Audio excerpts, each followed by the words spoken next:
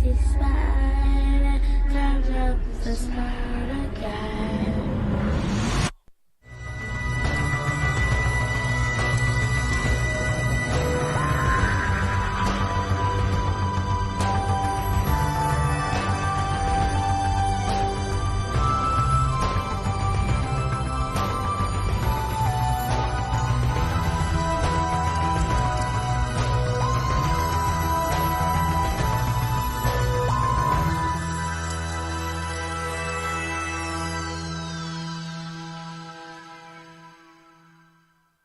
All right.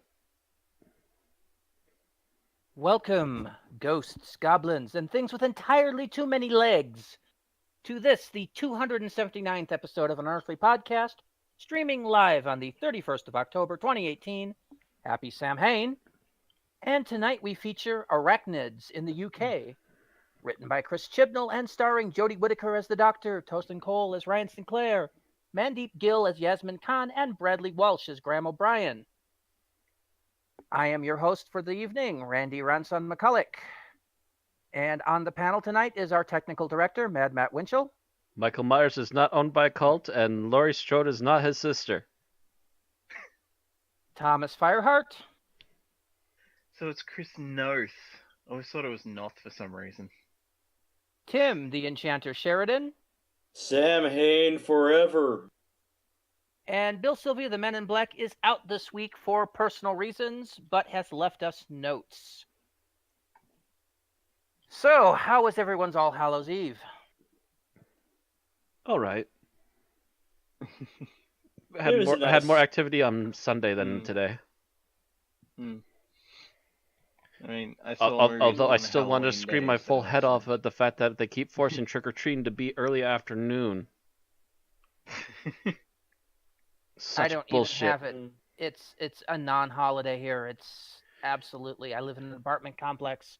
You want to know full how of annoyed I am at foreign university students and the elderly. So You want to know how easily annoyed I am at how trick-or-treating in the early afternoon?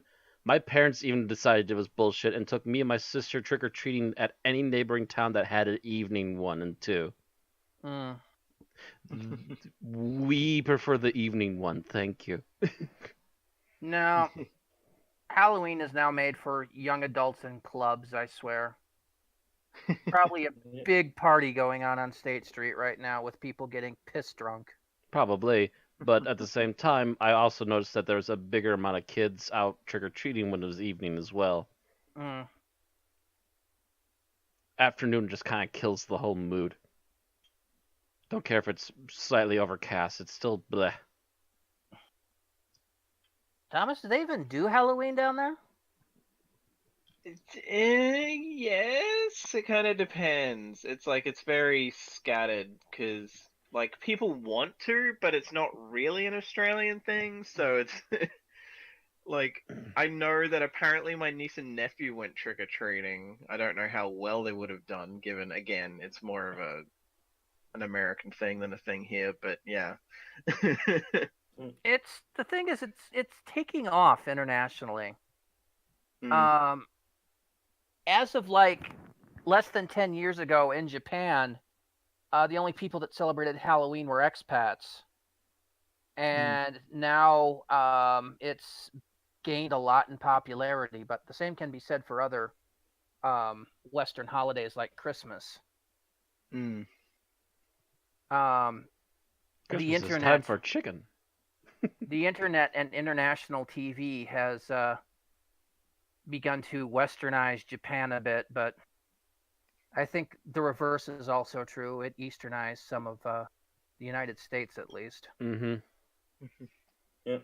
To which some people can't get over that, but other people are just like, whatever, calm yourself. Yeah. Anyway, so on tonight's show, we have news and birthdays. Maybe a little bit of geek talk if we have time.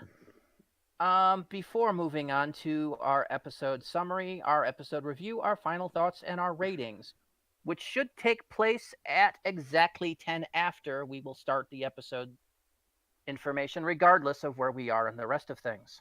Okay. Just to let you know, we are going to try to keep this 1 Monitor it. hour for 1 hour for other stuff. 1 hour for the episode summary, review, and ratings. I mean, that seems fair, right? Mm-hmm. Monitor it, keep it sharp, yeah. Yep. Yeah. So let's move on to birthdays. And the 27th of October, the first birthday, is the birthday of John Cleese, who played the art gallery visitor in City of Death, 1978. That is his only Doctor Who credit. But, Monty freaking Python. Mm-hmm. Yeah. He Didn't turned he play the Black 79. Knight? Yes. Yeah. He played the Black Knight. He played Tim Yes. played Tim. He Played played me. Sir Lancelot. and Lancelot. Yep. Mm. So while Tim was on set, they actually had a double for him for Lancelot with a helmet on. Doesn't surprise me. Mm-hmm. The little ways to get around it.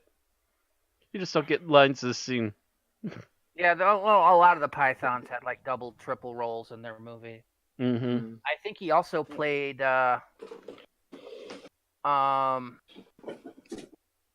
the maitre d' in the infamous restaurant scene in Meaning of Life. Oh, yeah. Yeah. Bon appetit. Woof. Dive over a wall. And then after that, Eric Idle took over. Mm. I mean, John Cleese was one of the big Pythoners. He was also the Ministry of Silly Walks. I mean, Oh, yeah. He made that sketch. yep. Anyway, also was the birthday of Peter Bryant, a producer from 1967 to 69 who would have been 95 but died in 2006 at 82. He overseed most of the Second Doctor era. Mm-hmm. Yeah, I noticed a lot of Second Doctor stuff when I was trying to find an image for him. He's really hard to look up. I found like 2 of Well, them, I that's think. because producers spend Yeah. their time behind the cameras, not in front of it. Yeah. Mm-hmm. Although you'd think they would still do something to get them once or twice, but yeah, that's still really hard to find anything. It's only if you can find some production photographs that they just happen to be in. Yeah, it's more common now to see the faces of people like, Stephen Moffat and Chris Chibnall and Russell T Davies. It wasn't as common back then. I didn't know what Terrence Dix looked like until 1990 something. See, I can't imagine not knowing what Terrence looks like because he's just in like everything when they ask old producers and stuff. Yeah, he's in the DVDs. But back in the VHS days, they didn't have a lot of those bonus features we get these days. I suppose So- there was late VHS that started getting extras. So yeah, I didn't see Terrence Dix in interviews until the DVDs. Anyway, we move forward to the 28th of October. And the first birthday is Matt Smith, who played the Doctor from 2010 to 2013. Turned 36. Okay. Well, we know Matt. He's been fairly busy these days. Yeah, he's been scattered all over the place. What is he trying to do lately again? He had been. I'm not sure if he was still doing. He was playing Prince Philip. I think season 1 and 2 he is, and then they're doing like a time jump, so it'll be a different actor next time. So now he's free to do something else. Thought there was something else he was working on, but I can't remember what it was. Well, I think it might have also been Hush Hush too. So yeah, I think it is. I haven't really heard anything that Matt Smith has been up to, other than conventions. wasn't he? Was it him that was cast in, like, he's apparently, there's like a rumor that he's been uncast in an undisclosed role for the new Star Wars movie? There is that movie. There is that. Yes, he is. okay, in that might be what episode I'm thinking 9 of then. filming. Yeah. Yeah. So But he we might don't be know making a anything guest role in the about next Star Wars. Mm-hmm. Be one of the few to make that double ticket. And that was, by the way, what he was in was The Crown. Okay. So yeah, now he's moved on to do Star Wars because he's Crossing back his in fingers. the sci-fi thick of it, getting two out of the 3. So now he just needs to land a role in like Star Trek Discovery, and he's got the hat trick, the triple crown of sci-fi acting. All right.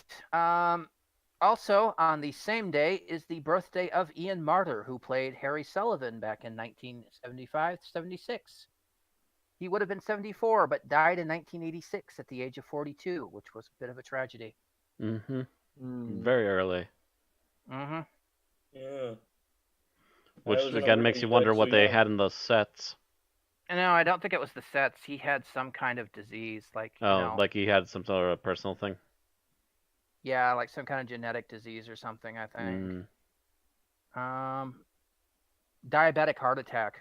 Ooh. Yeah. Yeah. Wow. Yeah, it was. That It was was just catch bad out because of I know nowhere, yeah.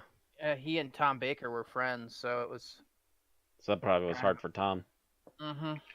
Hmm. And speaking of unfortunate deaths, we'll move on to our lost stories section. All right. An Unearthly podcast is sad to announce the death of Derrick Sherwin, writer, script editor, and producer of Doctor Who in the late 60s. Sherwin wrote the Patrick Troughton serial The Invasion in 1969 that created Unit, as well as produced Spearhead from Space, which made it a main staple of the show for 5 years. Following his resignation from Who in 1970, Sherwin worked producing other series such as Paul Temple, The Man Outside, Ski Boy, and The Perils of Pendragon. Derrick Sherwin died in New Zealand on 17th October 2018 following a long illness. He was 82. Mm. So he had a good run, but yeah. Hmm.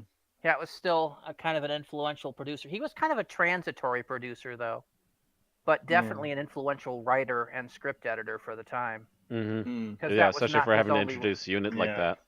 Yeah. Yeah. All right. From there, we go to our episode news. Okay, so the UK overnight figures for Arachnids in the UK are in, and according to the BBC, it was watched by 6.43 million people on TV in the UK. This once again made it the third most popular show that week and the second of the evening after Strictly Come Dancing. Yeah, and I should mention that the other the other show that was in the top 2 was also Strictly Come Dancing. Mm-hmm. On a side note, Strictly Come Dancing actually paid a tribute to Doctor Who this week. Oh. Yes, there was. They were doing their Halloween special, and 2 of their dancers came out with a Doctor Who theme. One dressed as the 13th Doctor, and the other one as a Cyberman. They danced to the Doctor Who theme. Yes, it was interesting. I watched it on YouTube. It was Stacy and Kevin are the team that did it. Let's see, that would be Stacy Dooley and Kevin Clifton. They are not, however, who I am paying attention to in Strictly Come Dancing to win this season. Oh. Because one of the other contestants that is in there is Danny John Jules. And apparently Matt just blanked out on that name. Not coming up with an image, no. Cat from Red Dwarf. Oh. Ooh. Okay. He came out on week 1 dancing to the theme from Top Cat. When they asked him in interviews Another slow beforehand, clap. if he's ready for the spandex and sequins, he's like, yeah, I'm ready for all the ribbons and glitter. After all, I've been doing it on Red Dwarf for 30 years. Why not now? Yeah, he's how about another diving suit with bell bottoms? I would love to see him do an entire routine as Dwayne Dibley. That's kind of, if you don't know Red Dwarf, Dwayne Dibley was kind of the anti-cat. Yeah. But no, he's the only one. His team, he's paired up with Amy Dowden, and they're the only team to have scored a perfect 10 thus far. Ooh. Yeah. Okay. Yeah, they're currently in the top 3 for running. So I'm kind of paying attention to that. The team of Stacy and Kevin are actually a lot lower. So they needed this to give them a little boost. They got pretty good ratings for it. Let's see. This was week 6. Doctor Who theme. They got an 8 and 3 nines for the Doctor Who theme. And Danny and Amy, who did Spirit in the Sky, the Doctor and the Medics version, got a 6, 7, 8, and 9 for theirs. Oh, wait, nope. There were some 10s this week. That meant that they weren't the only ones. They were the first to score a 10, though. Yeah. The team of Ashley and Pasha danced to Witch Doctor and got a 9 and 3 10s. Ooh. As did Faye and Giovanni, who danced to Fever from Peggy Lee. And they both did fairly well. So With all this mention of classic rock stuff in there, I'm suddenly starting to see why it's a hard buy to get over Strictly Come Dancing. Oh, well, the thing is, it's all different kinds of dancing. It's anything, I mean, I can see the appeal of it. Because, I mean, the whole thing of Strictly Come Dancing is you take a celebrity, you pair them with a professional dancer who helps, coach them for each week's competition. The first week is almost kind of an exhibition, get to know your competitors. Mm-hmm. And then the second week, they take a look at the first 2 weeks, and basically everybody's safe but the bottom two, and then the judges vote who to eliminate. Yeah. Or actually, they choose who not to eliminate. And the other one gets eliminated by default. So starting week 2, one dancer gets eliminated from each competition.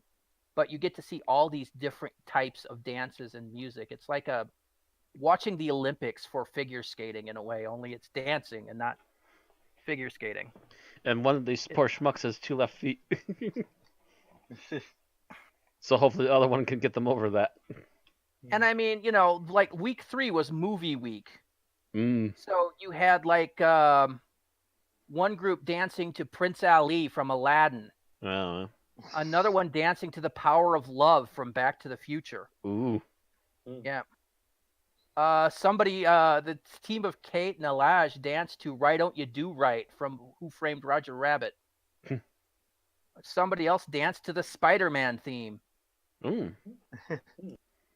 Yeah, it's, there's the stuff that you're just kind of like, and then there's the stuff you're like, wow. And then, and yeah, so it's interesting. It's enough to actually fascinate me, and a bit of reality TV, but mostly I'm just watching because it's Danny John Jules. Yeah, that would be a season grab. It's Cat, and he actually came out to the Top Cat theme in basically what a cat suits. I'm like, yes.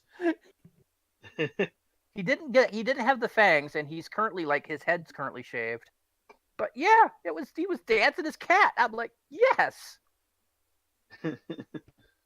Although it would have been great. It would have been great, and he didn't do this. I really wish he had in like the middle of the theme, but it was taking a small break. If he had pulled out a mirror and just looked at himself, I look great. Ow. Yeah. Dang. If he'd done one of those too, it'd have been awesome. Oh. Okay. Anyways, so yeah, that's a bit of a side. Out of that. So now we're going to the previous episode news.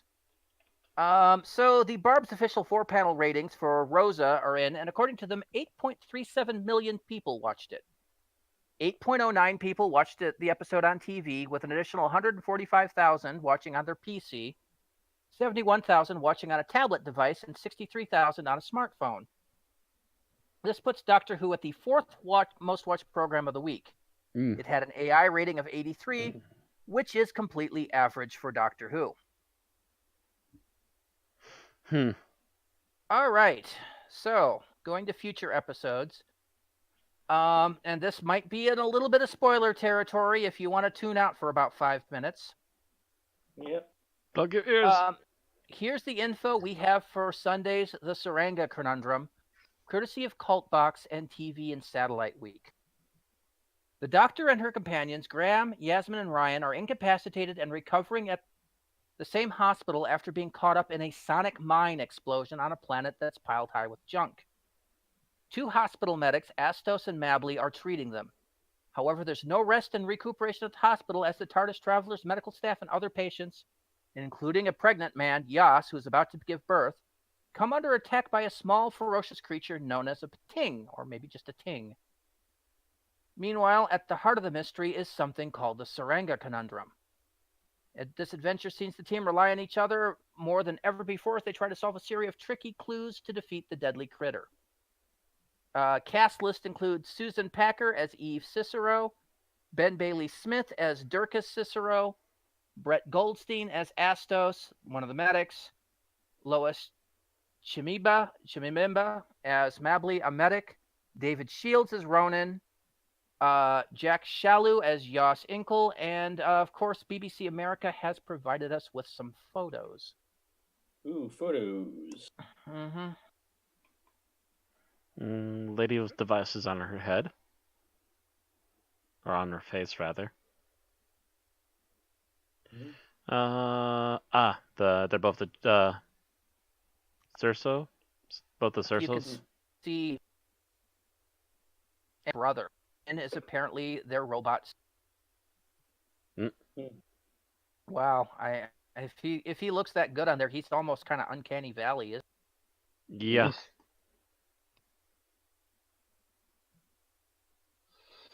Third, you can see Astos, Yaz, and Mably, so you can see the two medics there. Mm. And once again, there's another one of a steal of then that's Ryan in apparently a hospital bed, and there's Graham sitting up with blanket over him. So, and Yaz sitting up in a hospital with a blanket over her. And then you can see a picture of Ryan talking to Yas Inkel, the pregnant man. And then kind of a more general photo of like everybody. Mm-hmm. For the doctor walking in. Yep. Then them, and this is where I guess you're going to see those white circular, what I think we refer to as Millennium Falcon corridor walls. Mm-hmm. Apparently that's going to be the hospital.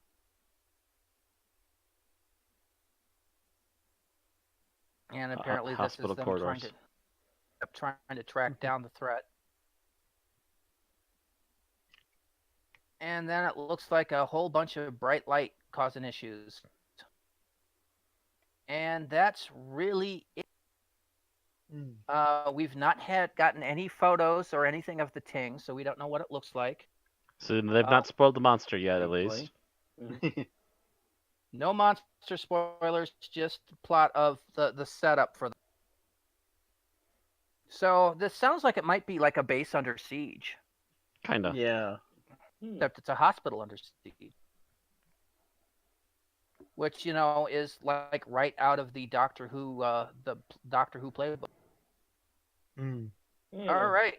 From there, we're going to move on to our book news. Book news, and we have a return of Candy Jar Books. Silent after about a month. Or finally speaking, after about a month of silence. Go ahead. Candy Jar Books has announced the next book in its Lucy Wilson series, which takes place in the same universe as its Lethbridge Stewart series.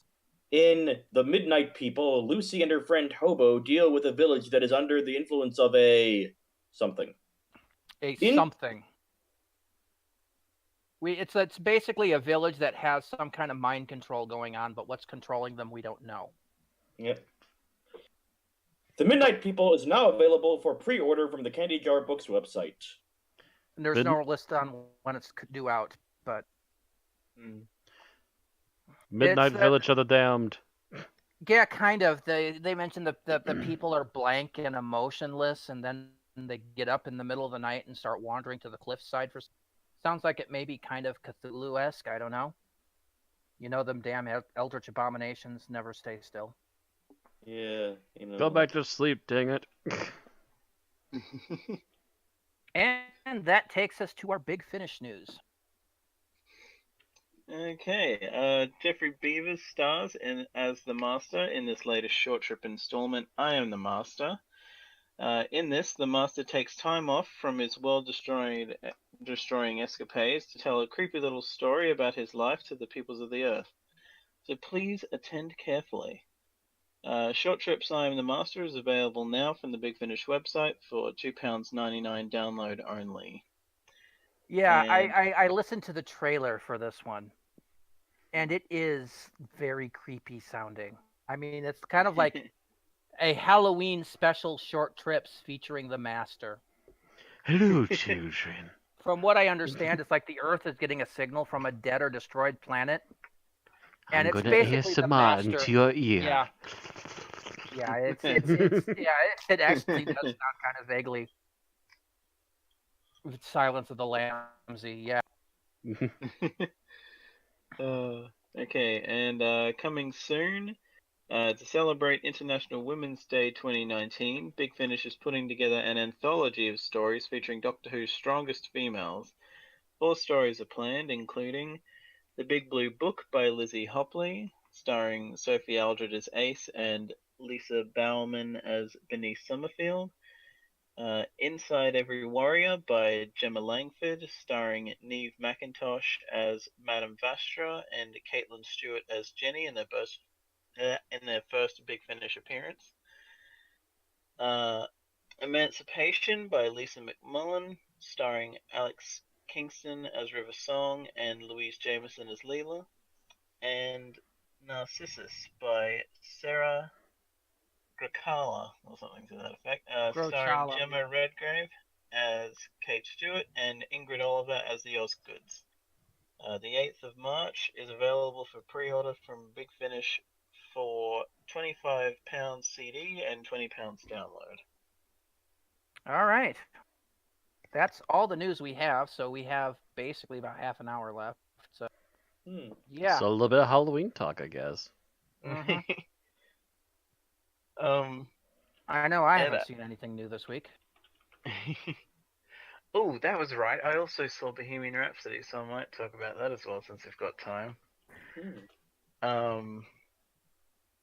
Because of course the funny thing is I say that technically it's coming out today in Australia, but I saw an advanced screening on Friday.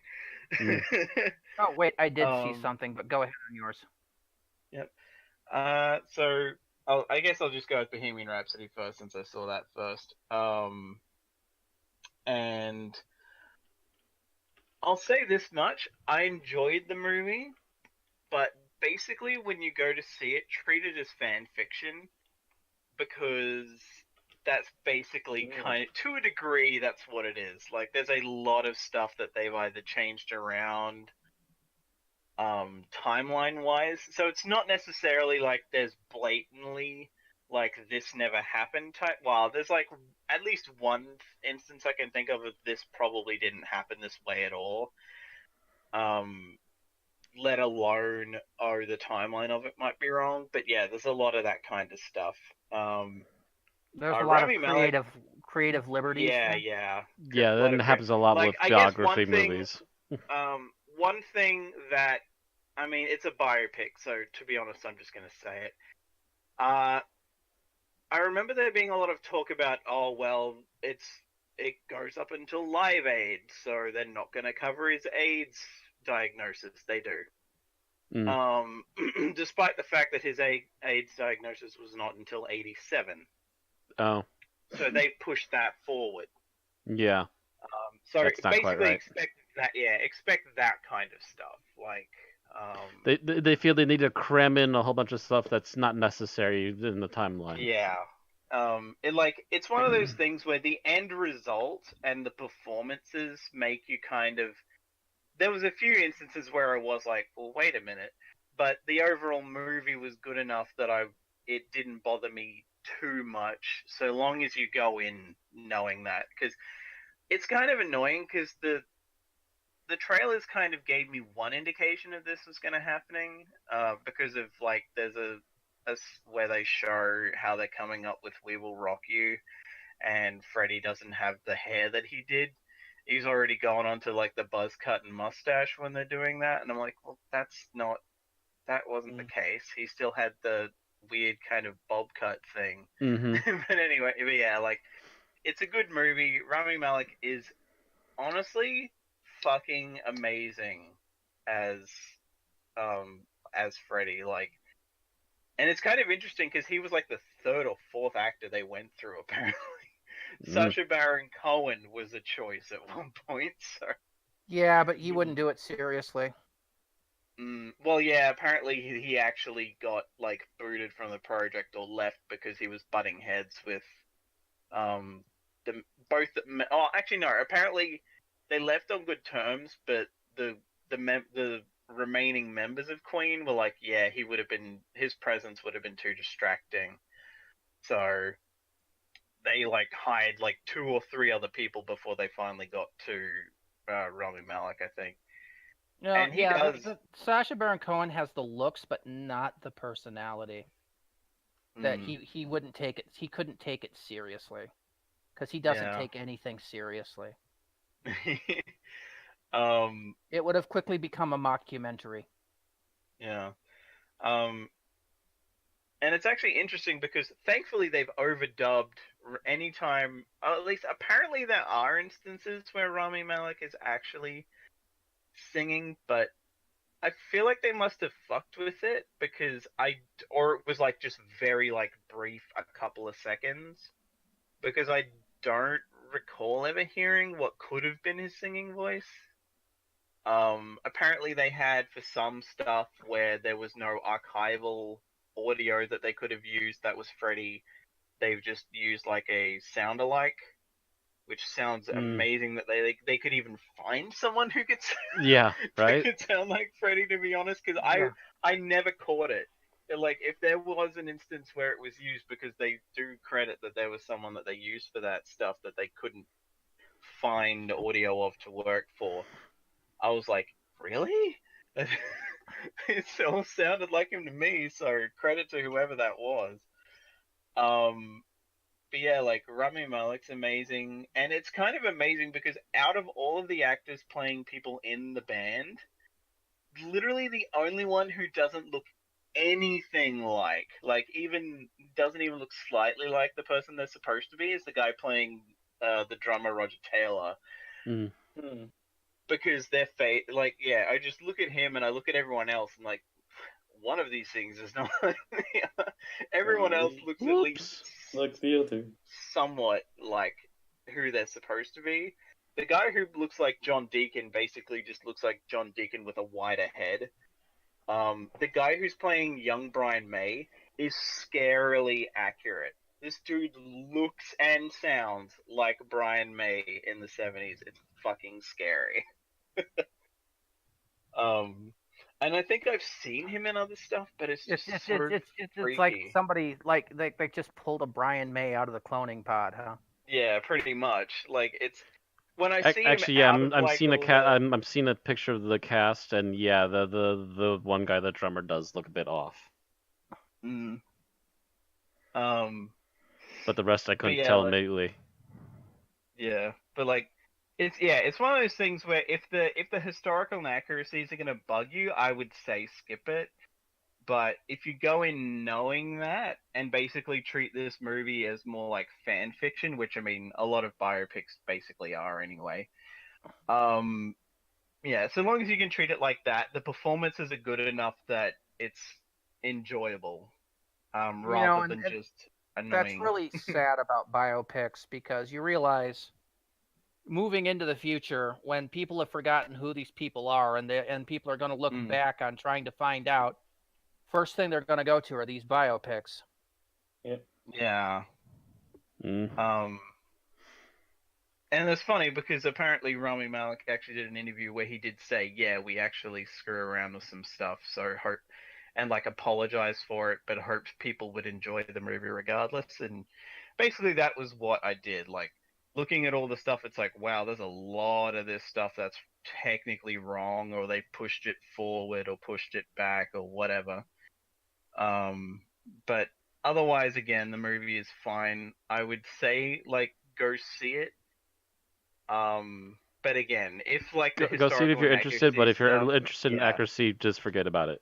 Yeah, basically, or like wait until it comes on like Netflix or something like that. I am going to wait for Netflix, but that's because I don't watch any movie that doesn't have a lot of special effects. That's fair enough. Yeah. The only reason I could justify seeing this in the cinema was something that didn't even occur to me is they do the Live Aid performance and you really feel that sound coming through in the cinema. So like that was like the one thing where I was like, oh, I didn't think of that. Yeah, that would be the one thing that you definitely couldn't replace at home. Yeah. But yeah, basically that's it for that. As far as I'm concerned, it is still a good movie. Performances are great. But yeah, again, if historical inaccuracy bugs you, you can skip it or wait until it's cheap or on something that you can basically watch it for free. And with the new Halloween movie. So you said, first of all, you said you saw the first one before. How much of a fan are you of the original? I have seen the original several times, but this would be the first time I've seen it in the cinemas. Okay. And it's funny because it relates to this podcast that I bring this up, but it occurred to me when Michael kills his sister in the original is Halloween 1963. Yep. Funny that, ain't it? Year of Doctor Who, so I figured that was worth bringing up. Michael Myers has been killing as pretty much as long as Doctor Who has been around. A month longer, actually. I was gonna say, what month was it? It was November, wasn't it? Yeah. At least a couple weeks ahead of Doctor Who, yeah. But yeah, so that was interesting seeing with an audience in the cinema, especially because some of the kills were actually funnier than I remember, like unintentionally. Like there's this one where this woman just makes this really bizarre, goofy face. The one in the car? Yeah. Like that got audible laughter from the cinema I was in, so that was funny. But yeah, like I was glad that I got to see that like 15 minutes before the new one because I'd been intending to watch the first one again anyway, so it was like, well, that solves that problem. And going into the new one, honest to God, is of the ones I've seen, which I will preface that because I have not seen 4 through 6 and 3, but obviously, 3 doesn't have Michael Myers in it at all, so... 3 is for morbidly curious people, and it has its ups and it has its downs. Yeah. Like, I want to see them all anyway, but, like, at this point, I've seen, like, the first 2, H2-on, I'm pretty sure I've seen Resurrection, and the Rob Zombie one. So I've seen, like, 6 out of the 11. Oh, you saw the Rob Zombie ones? I'm sorry. Yeah, I'm sorry. Well, see, that's the funny thing. I'm one of those people where I don't hate them. I don't love them, but I don't. I thought they were okay. Yeah, it's like the second one like kind of goes off the rails because it's like Rob Zombie doing. It's Rob Zombie trying to do psychoanalyzing, and it doesn't really work, to be honest. It's very simple psychoanalyzing. No, I just mentioned that because apparently, from what I saw about the Rob Zombie movies, they have a lot of the same problems that I have with Journey to the Center of the TARDIS, and that is like all the characters in there. Well, yeah, it's like assholes. It's Rob Zombie movie. So apparently that's like a thing in his movies that a lot of people are assholes. So matter of fact, there's a thing in his movies where more often than not the villains are actually probably the better people. Yeah, like, I think with like his first one there were some reins on, so it was like I think he forced reins on himself, to be honest, on the first one. The only reason he made a second one at all is because they said you can do whatever you want. They took all restrictions off. You can do whatever the hell you want, and that was like the only reason he made a second one. Of course, he had the balls to actually kill off Michael Myers, which I don't think literally, unless you like count 1 and 2, the first 2 movies as their own timeline, which I do, because literally nothing else makes sense to me if you don't do that. Kinda, sorta, yeah. Because that was the initial point. Like, that's why 3 has nothing to do with anything else, is because it was supposed to become an anthology saga. So, But yeah, this movie's great. Some of the kills in it are actually pretty fucking brutal, which I probably should have expected, but I guess I wasn't because this is supposed to be a direct continuation from the first one, which I honestly liked as a choice because I hate anything that follows after 2 because as far as I'm concerned, he died in that. So, like Jamie Lee Curtis is just acting a fucking ass off. Oh God, I can't remember the actress's name, but the one that plays her daughter directly is good. The one that plays the granddaughter is good.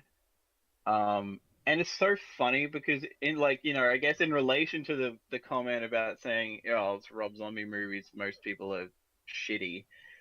In this one, there's like pretty much no one. There's like one guy that has one moment that you think they're gonna make him an asshole. So it's like, if when, because I won't spoil it, because yeah.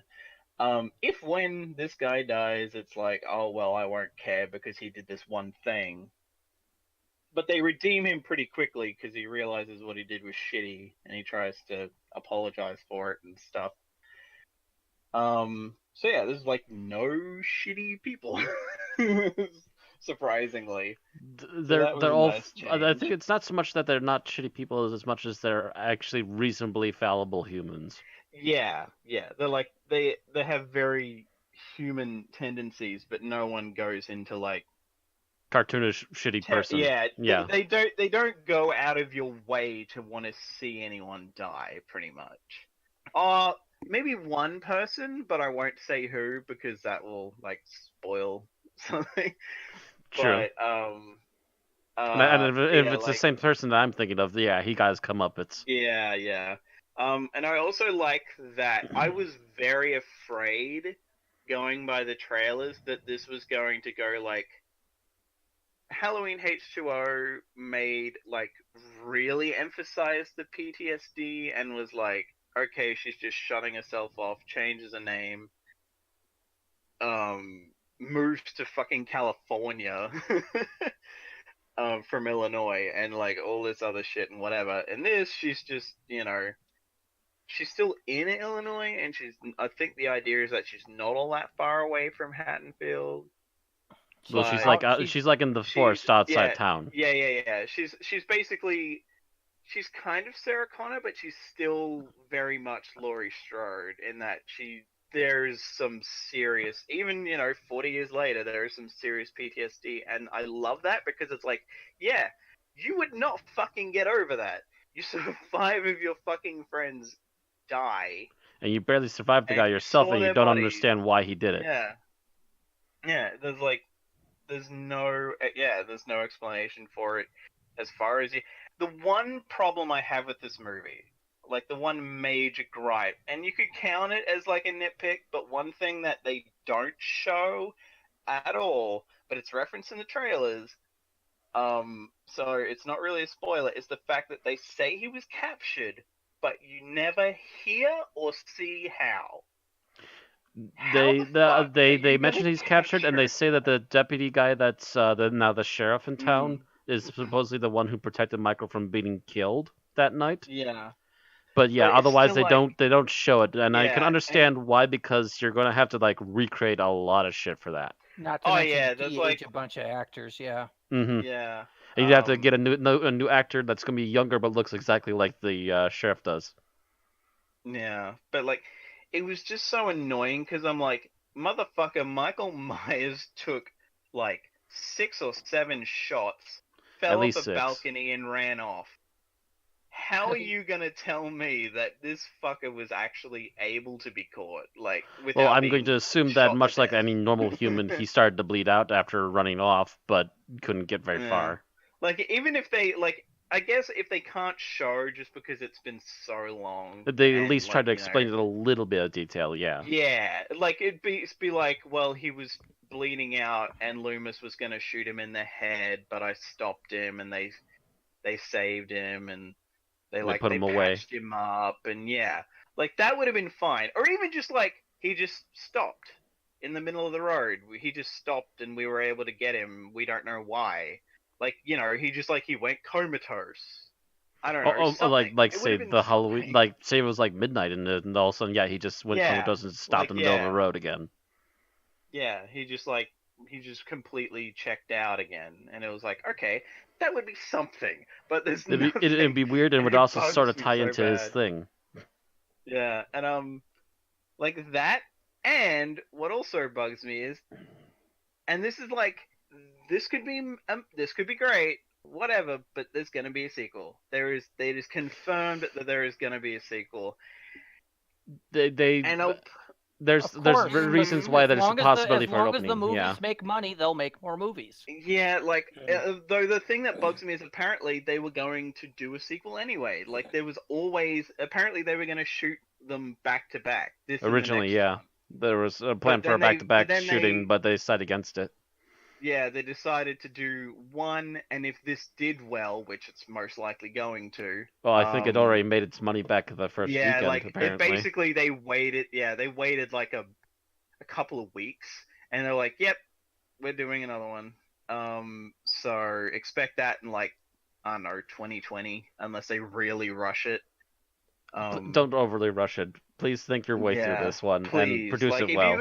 if you're gonna do it again, you've got to do it well. And I swear to Halloween Christ, 2020, Mike Myers dances the polka. Yeah, and don't. my big gripe is that I hate when franchises have an ending. Like, I'm not gonna say how this movie ends, but let's just say that this could be the last one of this timeline, and it would be totally fine. Could have been, yeah.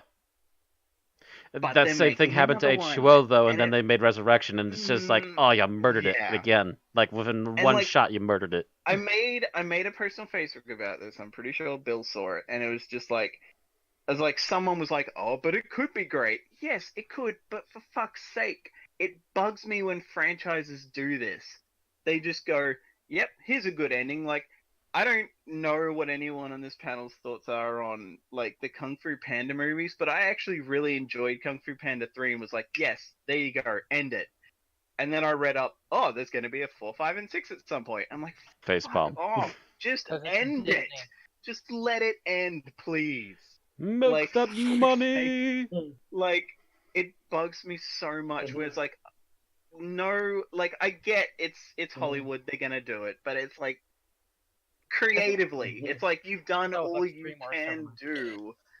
Like, short of blowing him up, how is Michael Myers gonna die now? Seriously. And like, short of blowing him the fuck up. They tried to and and missed. Old age. Old age. Yeah, like, oh, fucking hell. Like, I swear to God, if Like, the next one does His not heart just end, gives out. if the next one does not end with both Laurie and Michael dying, because I don't want them to make the mistake Resurrection did and kill Laurie off quick. I want Laurie to survive to the end. She gets stabbed by Michael, and then someone shoots his fucking head off, and that's how it ends. I just happen to think you He realize that dies, Michael she Myers is in dies. his 60s in this movie, right? Yeah. About that, So- yeah. Very close to his 70s. Uh-huh. No, what I Yeah, want to like- what I want to see is basically them having a death grapple and then dropping into burning flames or something together, Liquid metal. kind Yeah, of thing. like- Yeah. Generally, like, I want to see it like be a definitive, yep, he's gone, he's not coming back in this continuity. He's Mhm. It's definitive dead. Yeah. Say what you will about Rob Zombie, and that fucker killed him off. So even the funny thing is, you have to give him credit for that, because that means that we will never get a Rob Zombie Halloween 3. I mean, I doubt he'd do it anyway unless they threw like. Except that he was Fuck very ton of money heavily at him. implying that he wanted Laurie to become the new caretaker for the Halloween franchise after 2, but Depending on the cut you excited watch. about that idea personally. it really depends on how you go about it, and it could be really hit or really miss depending on how you do it. That's my problem, is that trying to you've made this character into too much of a franchise leader, and now you're trying to suddenly switch it, and you either need to really prepare for that and have a really good idea to follow that up, or you might as well just stop. Pretty much. I mean, hell, if you want to continue to milk the franchise, just do what Season of the Witch was trying to do, but do it for like TV. Or do what Season of Do the a Witch was horror going to anthology do, but do it better than Season of the Witch did, because my number one issue with Season of the Witch is that the plot was nonsensical. It didn't tie itself together very well. Mm. And that's probably the one thing that takes away from it. There's a lot of good things Yeah. in there, peppered throughout, and then there's a lot of like, what the hell are we doing? Yeah. Of course, it is kind of funny in a non-committal way. Like, it still made good money Yeah, compared it still to the made money. budget That's that why it they still made, but it decided that they didn't. wanted to make a 4, but it took a while because But it no one who didn't. had the Yeah, rights but could like decide it what to didn't. do. Yeah, it didn't make as much as the previous two, so it was considered a disappointment. So they went, "Fuck it, let's bring Michael Myers back." And And it's just actually, it's like, only made its money in hindsight. Originally, when it came out, it didn't make its money. mm. 3. Cause and like, you know, Friday 13th had a similar thing. They kill off Jason. Oh, where's Jason? So they bring him back like 2 movies later. Well, and then it's again, like, the one without Jason is also the most poorly written one. Because that's the funny thing. And they had it's a like knockoff killer too. Yeah, like the idea of Jason's dead. Ooh, maybe someone else takes up the thing. It's like, you know, that's like, oh, that's an interesting concept. Even if the execution was like, it's like, give them another movie to try. I mean, the implication in that one, I think, is that Tommy Jarvis was apparently going to go nuts and become the killer or something like that. It's And like, yeah, and hey, that would have been then they go to cool. part 5, and he's on all these pills, and they hint again that maybe the next one he'll actually be the killer, and they just have him show up at the beginning of the movie and wake up Jason by accident, and spends the rest of the movie trying to put him back. And that's the end of And the that's Tommy the funny Jarvis thing. cycle. I'll at least, yeah, and that's the funny thing because I'll at least give Friday the 13th. Like I've been watching, I've seen 2 and 3 now. Now that I've been paid again, I'll probably see the other ones that I haven't seen, which is like most of them. But 4 I'll is pretty give good. them. 5 stinks. 6 is really good. I'll give 7 them is at interesting, and it goes from there. Yeah. I'll give them credit because at least they kill Jason a lot. Because like he dies in 4, and then he like just every time he comes back as a zombie, they kill him off and he comes back. So it's like Yeah, they at least try to at kill him least off they, officially a couple of times, yeah. and he still finds a way to come back by accident. Okay. Whereas Well, with Michael Myers, Anyways, yeah, since we've kinda wandered gotten off. Yeah, we've gotten off Halloween onto Friday the 13th. Yep. I'm ending that conversation. Yeah, generally I would say go see it. Like if you have like even the slightest interest in the original Halloween, I would say go see this new one. All Yeah, right. this is essentially H2O point again. Yeah. You've made a successful sequel. Now, if you're really gonna do another one, don't screw it up this time. Yeah. We wait. All right. Make it good. So Aaron and I went to the opera again on something virtually. What we went to see is not something usual. Not your standard opera affair. Well, it is, but it's not one that's played often. What we went to go see is a opera by Puccini. If those of you who know who Puccini is, maybe if you've heard of like Madame Butterfly or Tosca. Turandot. Yeah, those are what people think of when you hear you've gone to see Puccini. What we went to see is La Fanciulla del West, which is the better translation is Girl of the Golden West. It is a Puccini opera that takes place in basically mid 19th century California. And gold rush California. It is literally the first Western. Yeah, I'm gonna say I'm seeing some Western style posters here. Yeah, it is literally the first Western. Only it's an opera, but it's where pretty much all the spaghetti Westerns and everything. That's where all of them basically came from this. The plot is basically that you're in this small mining camp in Gold Rush territory, and they're basically all the miners are kind of in love with this lady that owns the bar, name of Minnie. Well, Minnie's not really interested in any of them. One person that's particularly interested is the town sheriff, by the name of Jack Rance.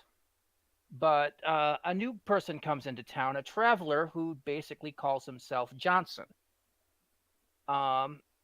and Minnie finds herself immediately attracted to them, and there's something that goes on, and they eventually go up to her cabin for a dinner, and they get interrupted in the middle when basically the sheriff reveals that he's actually this bandit called Ramirez.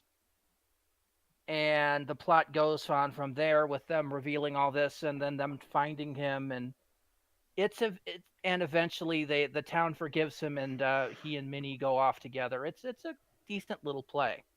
Well, it started out as a play, and then of course became an opera, much the same that Madame Butterfly did. But this was being done, of course, by the Met, and it was actually very well done. I'm glad to actually have seen this because, yeah, it's basically the foundation for all westerns. It's obviously Puccini, but it's also Puccini attempting to try something a little different from his other works. It's a little more modern. There's a part, I think, in the beginning of Act 3 that opens up, and I'm listening to the music and meeting the scene, and I'm like, oh my God, John Williams would have composed this scene the exact same way. Also, it's quite obvious by some of the music in Act 1 and Act 2 that some of the score was cribbed by, what's his face? Phantom of the Opera. Oh, Andrew Lloyd Webber. Andrew Lloyd Webber obviously cribbed directly from this, and I think he got sued for it. So, whoops. Yeah. Uh-oh. Stop on my hand. It's very similar to the song Music of the Night. Mm. Da, da, da, da, da, da. In fact, you hear that same bit, and I'm like, oh my God, yeah. Puccini's got to sue somebody for this, yeah. It probably did. Yep, and it's very good. I enjoyed myself quite a bit seeing this. This, like I said, it's not the most common Puccini play. It was actually written specifically for the then brand new Metropolitan Opera in New York. So, it was very nice to see it played. The actors did a very good job. The guy that played Jack Rance, oh my God, looked like every freaking Western sheriff ever. It wouldn't have been hard to imagine. Oh God, what's his name? From like Bonanza. Michael Landon? Not Michael Landon. Lorne Green. Yeah. Lorne Green playing the sheriff.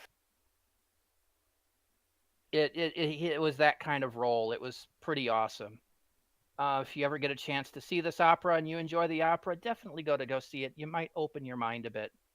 Also, I'm very much amused that it was this play where Shadowrun got the idea of calling the anonymous fixer person, anonymous mission giver, Mr. Johnson, because that's what the bandit goes by through like the entire first and most of the second act.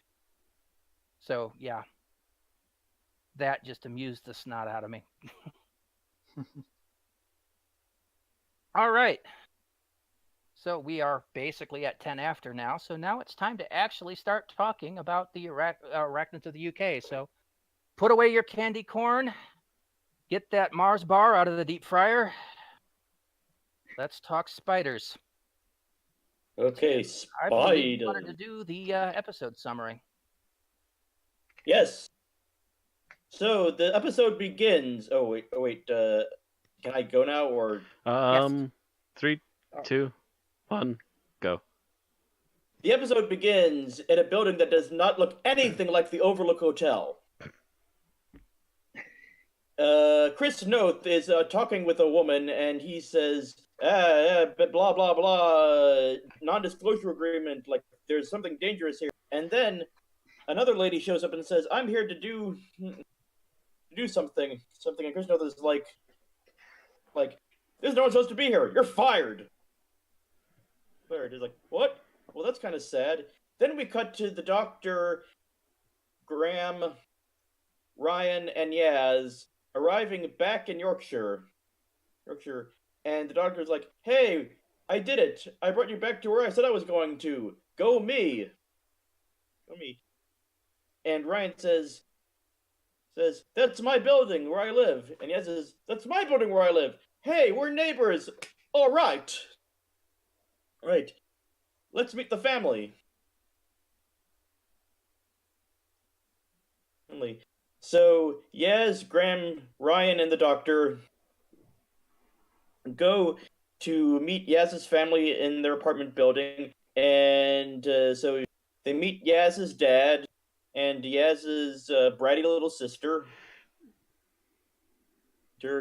But the mom's not there because it turns out that Yaz's mom was the woman from the first scene who got fired. And Yaz's mom calls up Yaz and says, can you come pick me up? So Yaz goes to pick up her mom, and the doctor and Ryan and Graham are talking about how Yaz's dad is apparently a terrible cook, or if not a terrible cook, there is one thing that he absolutely cannot make. I forgot what it's called. It was some Indian Pakistani dish. I've never heard of it, so I don't remember. But then the dad mentions that the apartment next door had picked up a package for them, so Ryan, the doctor, and Graham say, oh, we'll go pick up the package from the apartment next door. So they go, and they run into another girl who's trying to get into the apartment because her friend lives in the apartment, and her friend has been missing a long time. So the doctor uses her sonic screwdriver to open the door, and they go in, and they notice, gee, there's awful lot of cobwebs around here. And they search around, and they find in the bedroom a body that is covered in webbing, and is like, ah, yeah, like, no spider does that. That's the wrong question, Ryan. The question is, where is the spider that did this? It's like, let's look in the closet. Dun dun dun. Ah, nothing. Where is it? It's under the bed! Ah! It's a giant spider!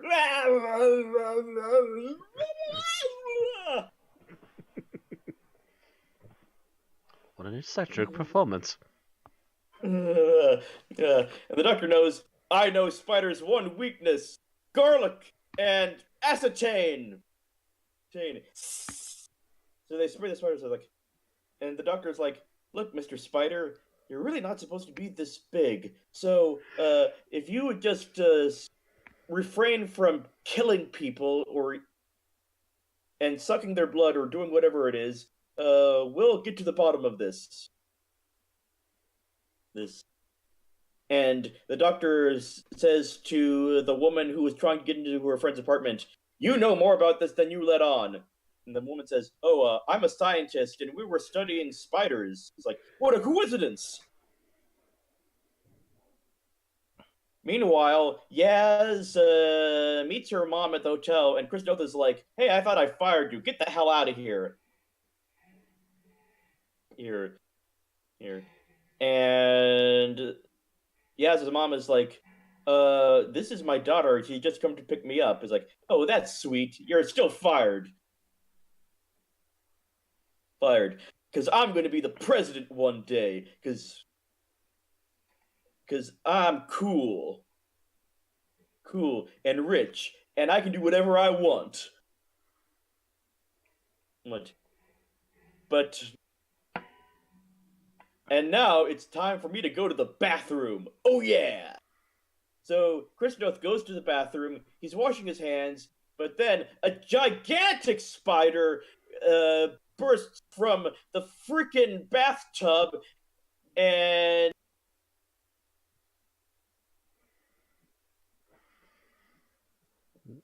Chris Noth is like, help me! Kevin, help me! And Kevin, the loyal bodyguard, comes to him, and Chris Noth, like a total douchebag, locks him in the bathroom with the spider, and panics while he screams.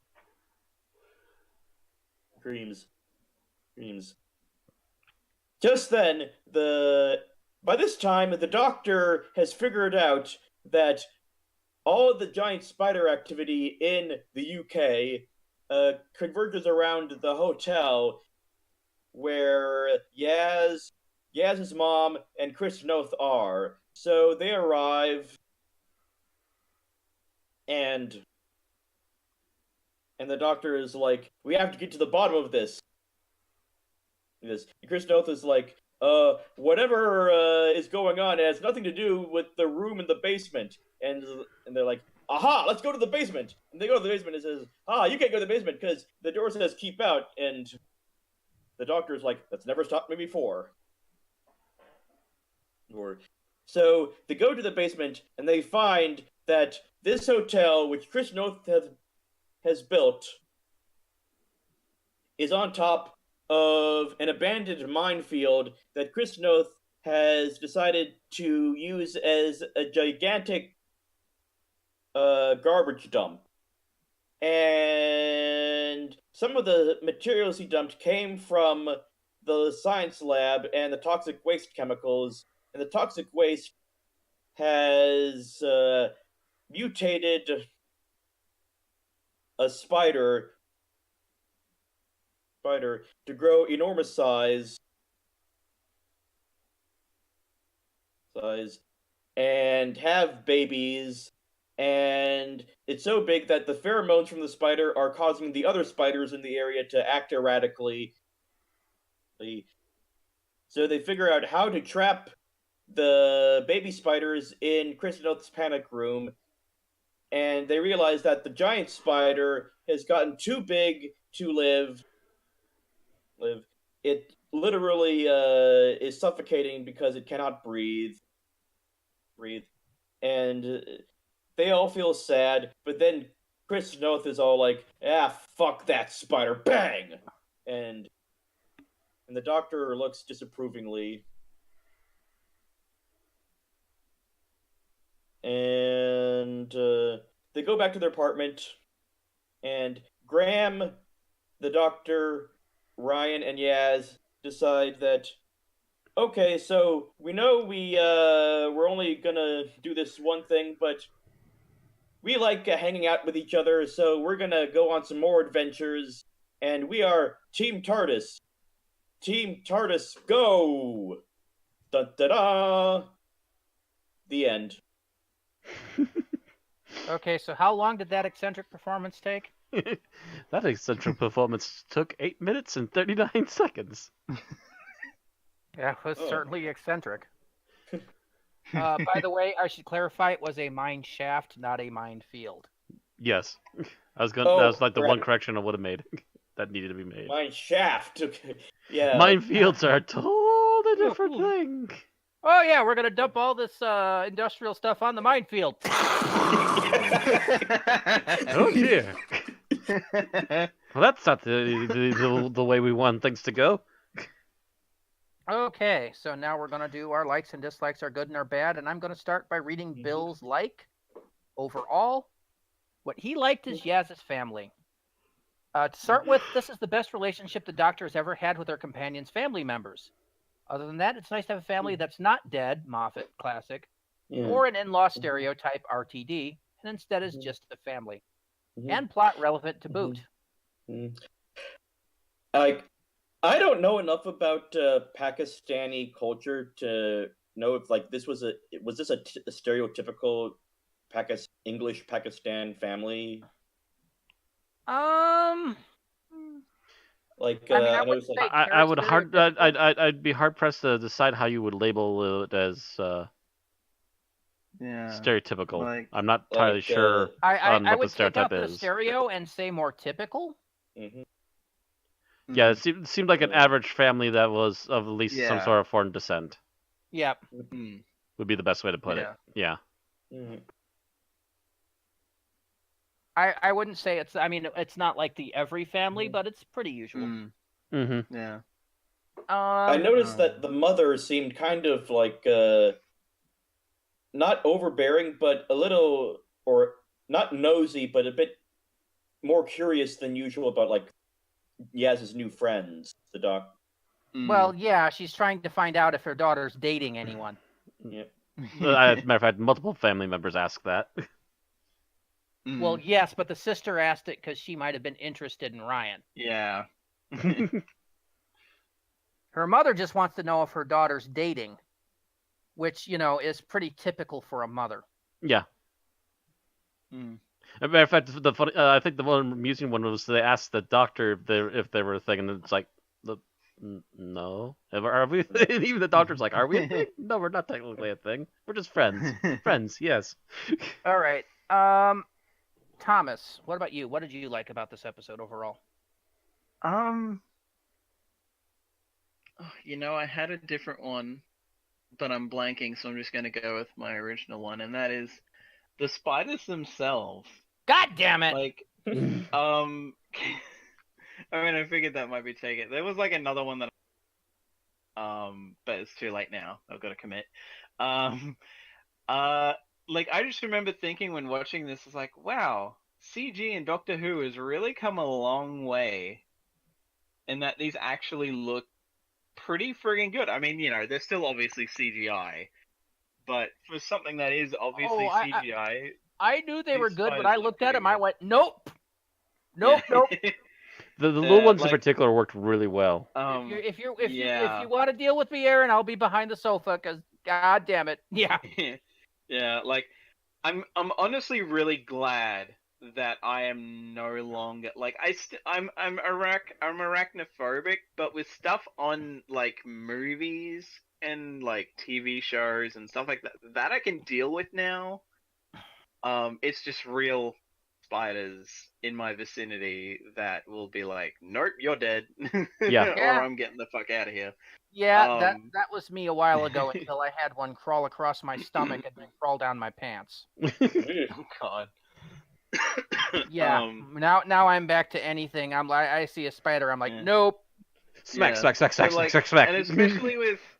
especially with how the spiders actually act in this, it's like it reminds me of a thing in the behind the scenes of the Lord of the Rings movies where Peter Jackson, who is extremely arachnophobic, was like, I just want a spider doing normal spider shit because that to me is scary. And that's basically what this is. It's just spiders being spiders, but they're big. Yeah. And that's what makes it creepy. Yep. Extra creepy. Extra creepy. The spiders in this scare the bejesus out of me. Because they're just this huge freaking spiders. And you know what first contributed to my arachnophobia? Would be the movie of the same name. Who here ever saw Arachnophobia? Not the whole thing. No. Oh God, that movie scared me to death. I've seen bits and pieces enough to piece it together. Mm-hmm. I'm aware I that's a watched flamethrower. that entire movie front to back, and I'm like, And so I was really creeped out by spiders for like a good chunk of my life. I'd gotten over it to an extent, and now I've backslid a bit, and this isn't helping, by the way. All right, Matt, how about you? What did you like about it overall? Another thing that I liked about it overall.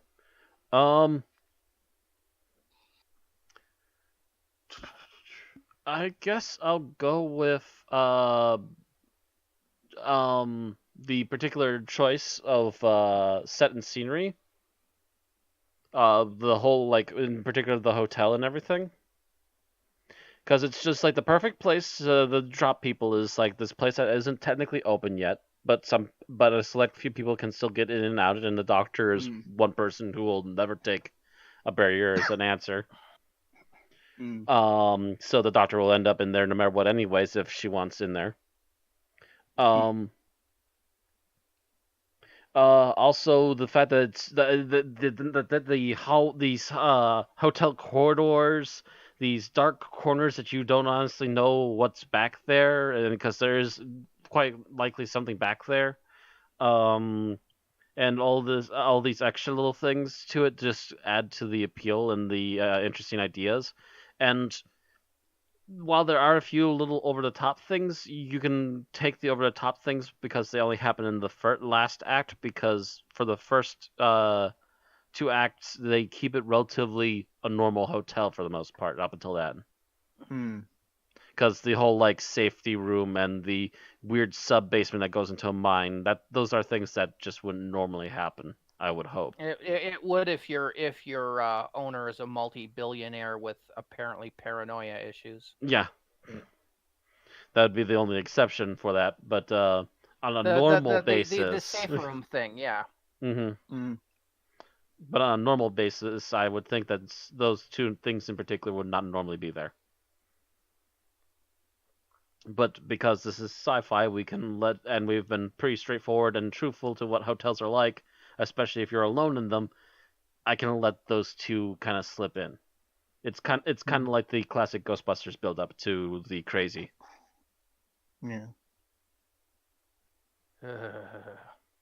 Which again helped that movie, and it helps this story as well because it's a believable setting up to that point. So sure, why not? All right. Tim, how about you? What did you like about the episode overall? I absolutely adored the fact that they went with the classic 1950s B monster movie explanation of mutant toxic waste radiation creating giant spiders. Spiders. Well, the thing is, this is not the first time Doctor Who explored that well. Because they explored it in the 70s. Spiders, it was maggots. True. Yeah. Very true. Anybody else really see the same plot as the Green Death? Yeah. You're cutting it out, by the way. Me or Thomas or you? Sorry, probably trying to open stuff as I'm doing this. Oh, but yeah, it's technically a B movie, but it's a B movie done well. Which could be sort of argued for parts of Green Death as well. Yeah, it's basically the same as the Green Death, and we've reviewed the Green Death, haven't we? Yeah, I believe we did that in the last year or so. Yep. So yeah, it's only this is with better effects, more modern stuff, and it's not entirely the same plot, but it's the basic groundwork is where it's come from, and then it's brought out into its own thing. But yeah, I mean, if you think about how many times Doctor Who has gone to the base under siege, well, that's essentially the same plot with a twist. Yeah. This is the same thing. It's the Green Death plot, as I'm going to refer to it. Now, this is only the second time Doctor Who has explored that well. So. And they gave that particular well a nice 40-year hiatus thereabouts. Yeah. About that, a little more than that. Like a 45-year hiatus. Because Green Death was back in like 73. And here it is 2018. So yeah, 45 years. Yeah. That's good enough before you do a rehash, but it's not even a... It's not even fully rehashed because they at least added some interesting sides to it. And took out the whole thing about the overarching AI, the boss. Yeah. Yeah. But it was the same thing. I mean, the corporation throwing toxic waste into a mine shaft and creating mutant critters. I mean, that was the Green Death's plot, and that's this plot's too. It's all the window dressing around it that changes. Yeah. And as long as it changes enough, you've still got an original story on your hands for the most part. What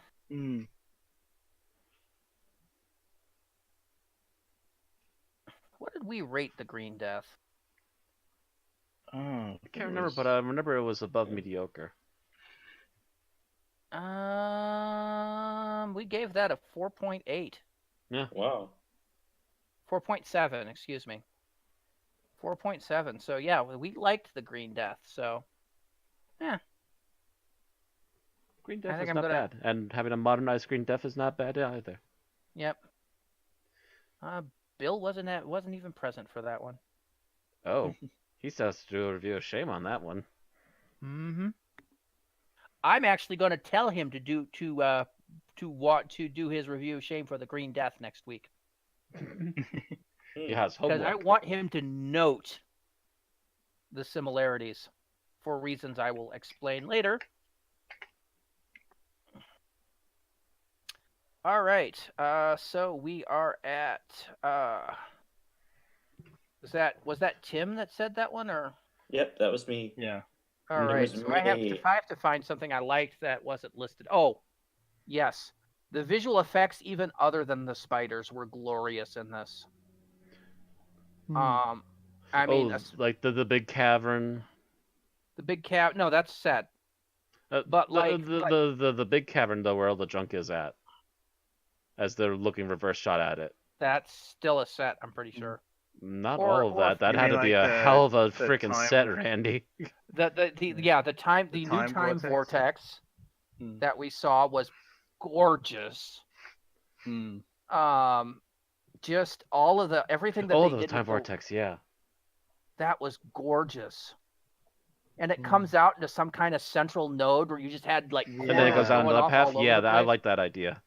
Yeah, that was gorgeous. Pretty much everything. I just liked. There was so much I liked about this. Hmm. It's hard to pick out stuff, but yeah, the spider visual effects, the time tunnel visual effects, the anytime they needed special effects for something, it just worked. Yeah. All right.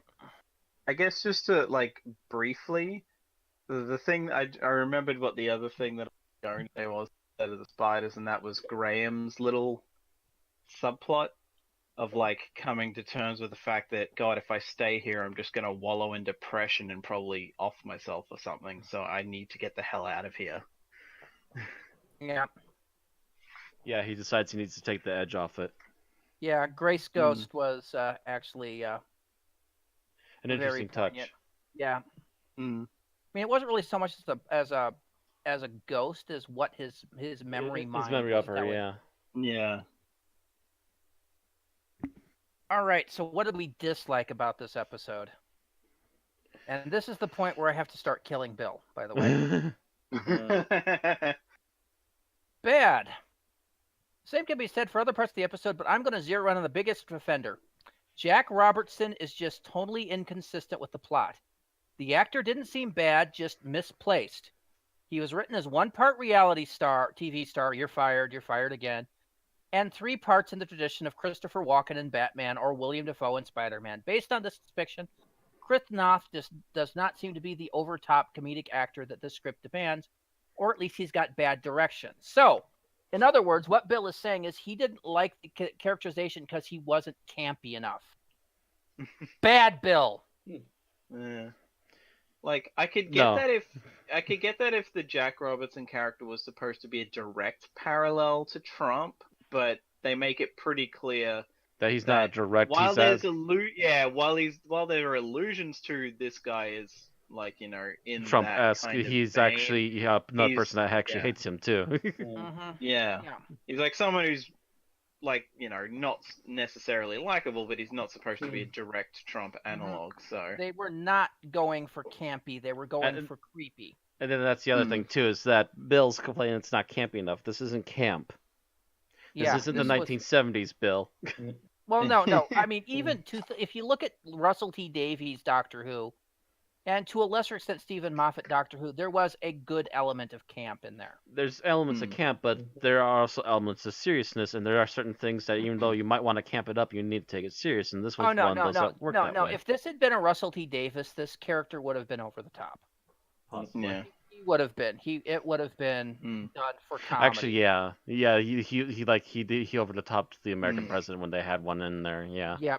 Yep, exactly. And it would have been cut from that same cloth. But this is not what Chibnall's going for. He doesn't want campy. He wants creepy. And this worked. I too, because this character was written as a Trump XP. Yeah. And the direction kind of went, no, let's go subtle with him. And I actually want to see this guy back. Like, once a season up Yeah, until 2020.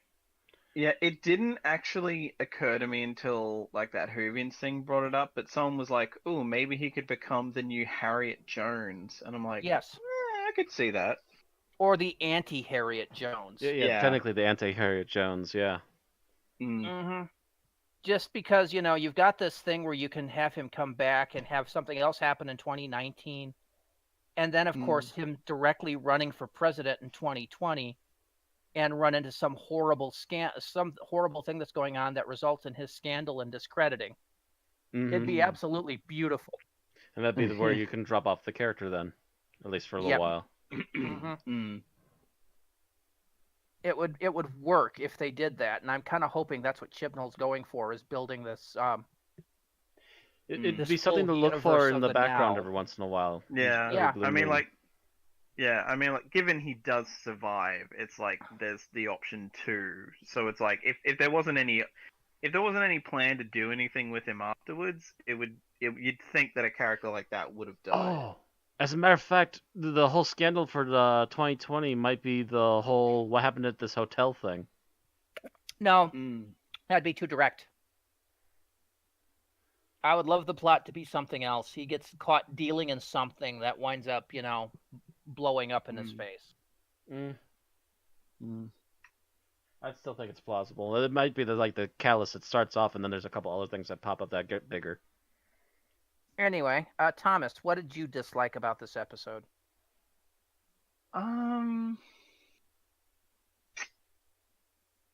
God, it's kind of weird because like this isn't a perfect episode by any means, but I can't zero in on a like specific thing. Like, oh God, I guess like ultimately, oh God, actually, yeah, I'm just gonna pass because I have like no idea. Like, I can't think of something that bugged me Matt, enough to mention. How All about right. you? I got a plot hole that bothers me. All right. So Shoot. they explained that there are other big spiders, and they point blank show us that there are other big spiders throughout the city, right? They got all of the giant spiders in the hotel to go into the safe room, and then they, one way or another, were going to deal with the queen spider, the mother spider. So despite all this that's gone on, what happened to those other spiders? Yeah. Yeah. Now that I think about it, that was going to be my point. I mean, we see them like basically corner off this one in that lady's apartment, and then we see that map where there's all these markers and indications of spiders doing really weird and crazy things, or having grown to unusual sizes and stuff, and then they don't do anything about them. Yeah. If they had mentioned at the end of it something like them handing it over to animal control now that there's only a few of them, or something like that, I could have seen it. Now that the the nest is gone, handing it over to animal control. But yeah, they just don't mention it. They forget once they're in the hotel that there's other spiders in the city. Pretty much. Yeah. I mean, it could, like, I guess another hand-wavy explanation could have just been saying that, like... Well, now that the toxic spiders are captured, maybe they shrink back down and stuff. Was one mind. Oh, well, I was thinking more like, maybe, like, the spiders that had gone out came back to the hotel or something like that. They could have used that That's as a an bit of a explanation. stretch. That's very hand-wavy. Yeah. No. The one I was mentioning was if they had just inserted that line or two in the dialogue. Yeah. Something like that to wrap that up that end. But no, they just left that hanging. And it's a big dangler. Yeah, it is. It's bigger than a dangling corpse. Which we saw a couple of. Tim, how about you? Anything you don't like about this episode? Not really, but for the sake of having something to say, the aspect of Graham seeing his dead wife.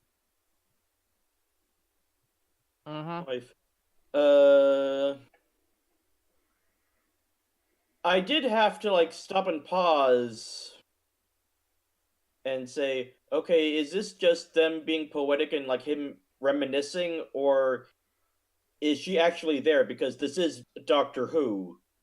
She's not really there, but As far as we can tell, she's not really there. yeah. Yeah. Alright. It's more the fact that I know what he knows what she would say to the point that he's visioning her there. Mm-hmm. Mm. However, if that starts to happen and people are there and they're like, where the hell did she come from? And then she just suddenly disappears, then we have questions. Yeah. Yeah.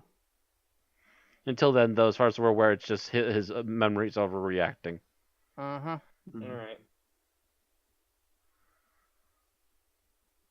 All right. So as for me, the only issue I had was the one Matt brought up. Hmm. Other than that, I'm absolutely golden on this. It's a plot hole. It's an obvious one. So we're gonna go on to favorite scenes, and Bill's is the point that Graham and Ryan are basically going through the main ballroom talking to each other. And he Ugh. says, clearly these guys have never done a proper dungeon crawl because everybody knows to check the ceiling. Well, they've It's never really done a That and the dungeon crawl before. They're over-the-top still feel technically and the new to Osprey this. spiders and everything else going on. It hit me like every freaking horror movie ever, really. But it was perfect in what this was. Mm-hmm. All right, so Thomas, what was your favorite scene? Well, that everyone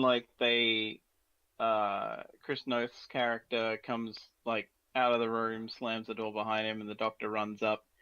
Crisis investigators, tell us tell us everything that just happened, no matter and leaving out no detail, no matter how ridiculous. And he, it's like a giant spider burst out of the bathtub and took my bodyguard Kevin. It's just like, Bingo. you can just see the doctor is like, wow, someone actually did that. Someone actually told me exactly what happened. Oh, that worked. Yeah. My only issue with that is she waves it like 2 inches from his face. She practically smacks him in the eyes with it. Yeah. I'm not sure Yeah. why My she felt the only need issue to. with that scene, yeah. Yeah.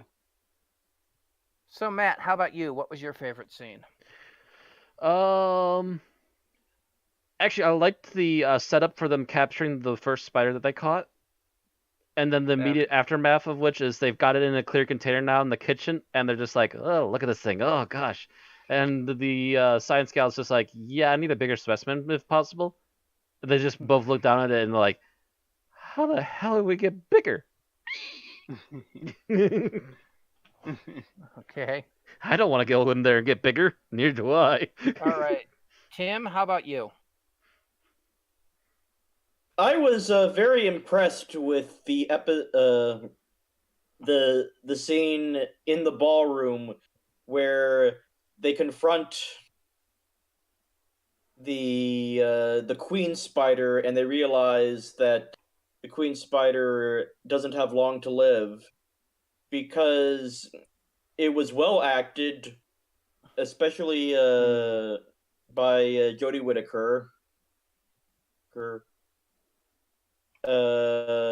Noth did good, and it made me feel sympathy for the giant spider that up until now I was creeped out by. Right. So it was just overall a very impressive scene, I think. All right. So my favorite scene is the scene where the spider under the bed first reveals itself. Because first you have them searching the wardrobe, and I'm like, they're going for it, and I'm like, there's not going to be anything in there. And then I'm like, they check under the bed, it's like there's not going to be anything under. Then it moves, I'm like, ah! And then I see it, and I'm just like, nope, done. And then he just slowly creeps out. Yeah, I'm like, oh God, no. Yeah. It's the first time I've had a jump scare from a movie or TV show in a long time. I don't usually get jump scared. That one's just like, nope. See, I didn't get jump scared, but I definitely got the creepy crawlies. after Oh a no, while. I got jump scared. When that thing moved, I jumped. And see, I saw it out of the corner, and I'm like, oh shit.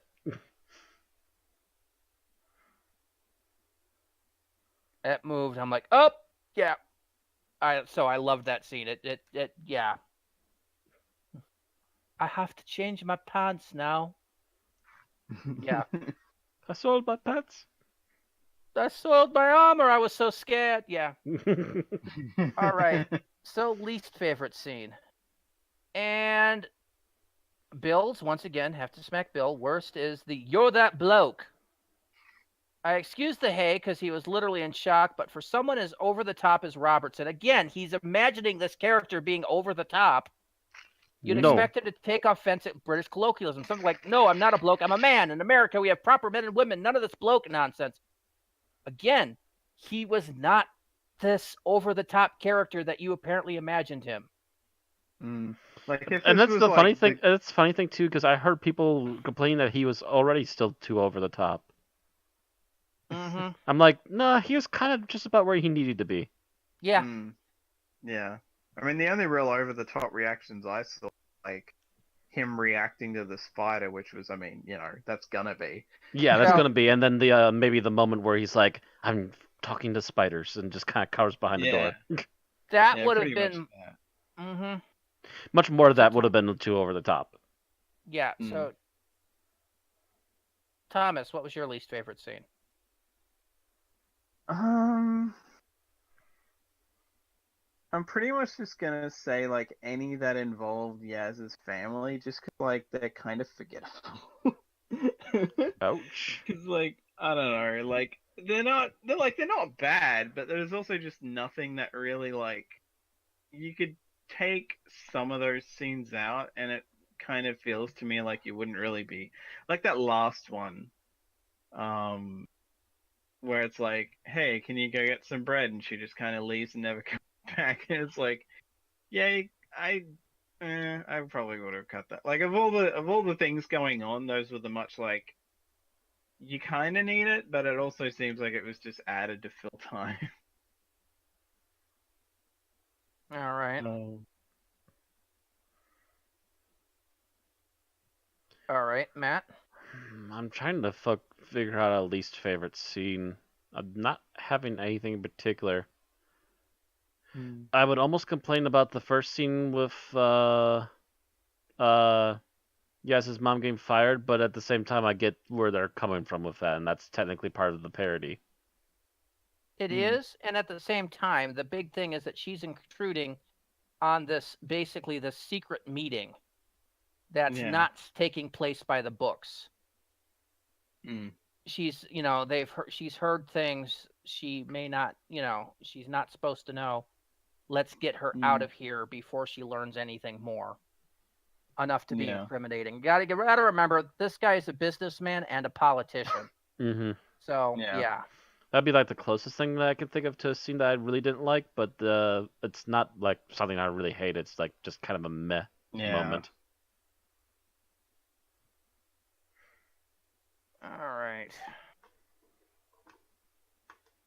All right, Tim, how about you? I think I'll pass. There was no scene that I didn't like. Okay. I think I would be saying the scene that I liked the least was the exposition scene at the zoology lab, because all it is basically spouting out tons and tons of exposition. But there's one thing that makes that scene redeeming, and you have to look in the background to see it. Yeah. I was wondering if anyone else got that. That Ryan's in the back making shadow puppets. Yes. Yes. It completely makes that scene for me. If you're paying any attention to anything else, it's like, what are you? Oh dear. I remember seeing a thing where someone was like, was that even like a thing that he was supposed to be doing, or was he just doing something to fill the background, and that's what it went with. Ross and Cole. Yeah. Yeah. Was that the take they went with? That's pretty funny. I'm just like watching that going, oh my god, he's making shadow puppets. That's fucking great. Because you know you'd be tempted if you were near a big projector light. And you had a few moments where you weren't being closely monitored. Yep. But let's see. Other than that, not really having a least favorite scene. It was the only way to, by the way, crack up an otherwise boring scene. Mm-hmm. Yeah. You're getting bored, and all of a sudden you notice the crazy zaniness going on in the background. It's like, And because you also realize that if you were in that and you were bored like that listening to this exposition, you'd probably be making shadow puppets too. mm-hmm. The smart person's getting what they need. We're just kind of back here lingering. Yep. And we're trying to make the best of being in a room full of creepy spiders. All right, so final thoughts. And bills. He's already seen people bitching about this episode. I haven't. But I don't really dislike it. It's tonally inconsistent in more than a few ways, but comes off as a combination of a 50s monster movie, a Stan Lee script, and a sci-fi original. It's better than Martha's equivalent Lazarus. Also, he's against fam as well. Thomas, your final thoughts. It's kind of interesting because I remember last week after we finished the podcast that I was specifically afraid that this episode was going to be terrible because it was going to be like, we have Rosa, which is great, and then this would be like, whatever. This would But be a campy romp in the modern. Yeah. Is what that was my fear going into this. Yeah. It was going to be Aliens of London. Yeah. Thankfully, I really enjoyed this. It was a fairly solid episode. If you put a gun to my head, I would probably say it's the weakest so far, but not in like a disparaging way. Just that this series has been so solid so far. That like even saying that this is like the weaker-ish one of like the 4 episodes we've had isn't like anything bad. I'm not saying it's terrible. Yeah, like I enjoyed it. It was nice seeing Chris Noth in something that isn't Law and Order, because that's literally all I've seen him in. Jodie was great, especially because she finally got to have like, I feel like this is her first real like moment. Like every Doctor seems to have at least one moment where they're like, they run into some hideous creature and they're like, wow, this beautiful thing. And like her like treatment of like the biggest spider, like it was like that kind of moment of like, just it's gonna David die Tennant anyway, had just like let it die. 3 or 4 of those. And she did that really well. And I also like the aspect of this episode that the companions are companions get what they want. They're home. The Doctor's prepared to just let them stay here, and they make the choice themselves. And the Doctor is like, well, just remember, if you come along, it's going to be pretty fucking dangerous, most likely. And like all that was really great. So yeah, I really enjoyed this one, even though I would probably say it's the weakest, but again, not as like it's crap compared to everything else. Just we've had a fairly strong series so far. All right. Matt? Final thoughts on this particular story. The creature effects were really well done. There's only a few that I'm like, meh, but for the most part, they're really solid. There's some other extra effects that were really nicely done. The plot holds together pretty well. There's only like, again, maybe a couple nitpicks here or there, and one plot hole that I can think of, but that's about it. It's a little bit camp, but it's not so much camp that takes you out of it. It takes its odd premise as seriously as you want Doctor Who to take it. And the acting is pretty spot on and straightforward. Even the unlikable character is likable in his own particular way. It's the kind you like to hate. Yeah, Yeah. it's the villain you like to hate, and you wouldn't mind having someone to hate as they come back again. Um, it's interesting to see some more of the family of the one character we haven't experienced the family of yet. That was Yaz, right? Mm-hmm. Yeah. I'm still trying to remember names. I'm getting there. I've got it down now. It's Ryan, Graham, and Yaz. Got it. Graham and Yaz are the ones I keep remembering. I think at this point it's Ryan. It's almost there. Speaking of which, it's also nice to see the companions actually give a somewhat forward reason as to why they're like, you know what, I think we want to keep going. It's nice to know we can get back, but we're willing to keep going. And Graham in particular has a very big reason why he wants to keep going. He doesn't want to stick at home right now. Mm-hmm. All right, is that everything, Matt? I think that covers most of my bases on this one. Yep. Tim? Okay, so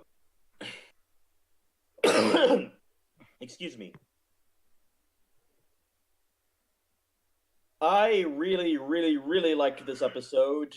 I think it was a good continuation from the first two episodes.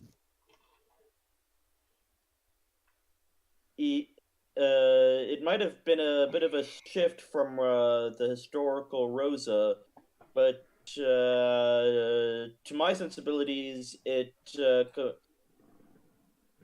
completely maintained the trend and pattern that this season is establishing. I thought Chris Noth did an excellent job. I don't know what Bill was smoking. I have no idea what crack pipe Bill was on when he wrote his notes. I think he was drinking the haterade, honestly. Possibly. Like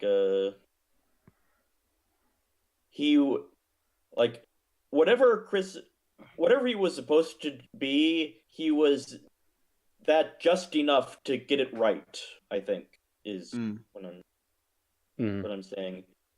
And I've noticed that this episode also brought some things to the forefront, like Jodie Whittaker's doctor is really starting to settle. Don't know, because there's like they brought back the whole she does not use guns. Yeah, that's an ongoing thing this season, because remember, she did that a lot in episode 2 as well. And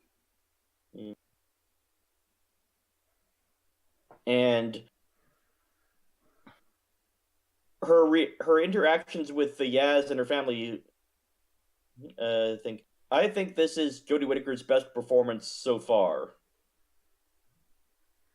All right, is that everything, Tim? Yep. Okay. I would also like to go back and say that I did have one other least favorite scene now that I think about it. And that was the scene in when Jodie Whittaker is first in Yaz's apartment and has the rant about owning a couch for about a minute, because it was basically a rant right out of the Matt Smith playbook. And yeah, I think that was just a generically written, like, Matt Smithish rant, and I don't like those. Anyway, so my thought is, first of all, the writing was good. Most part, there is a dangling thread left in the plot that we've addressed, and but other than that, it's good. It felt good. Visual effects were good. Acting was good. Directing was excellent.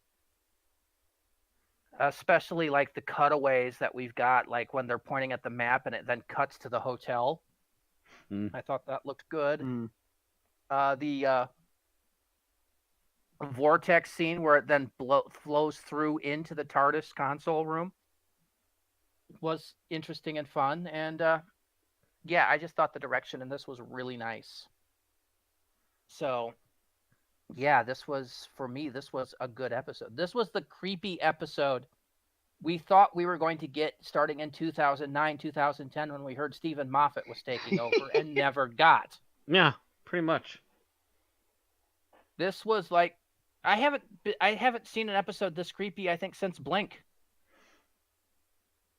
I think that's fair enough to say, yeah.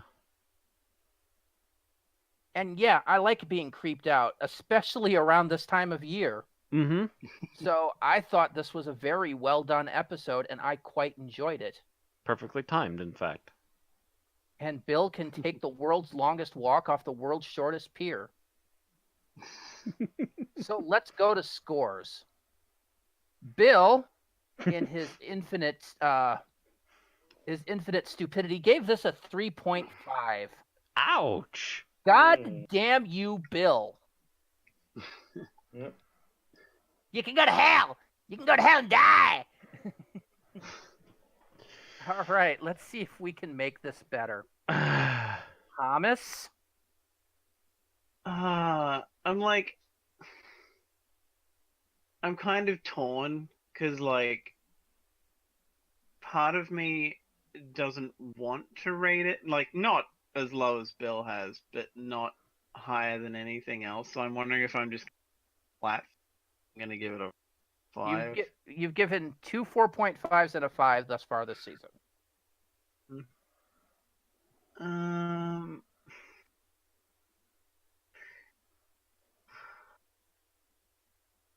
You know what? Screw it.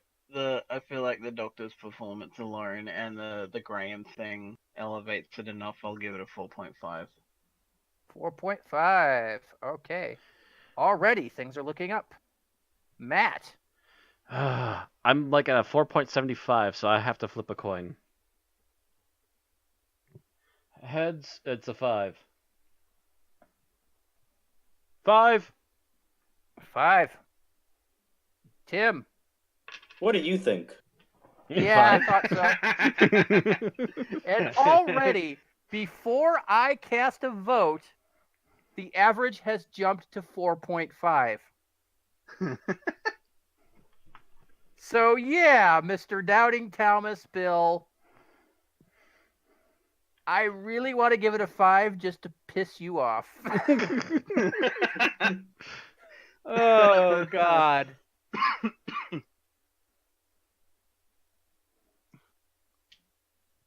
Yeah. Screw it, 5. It wouldn't have been because of the dangling plot thread, but that extra fact that you fucking made me jump.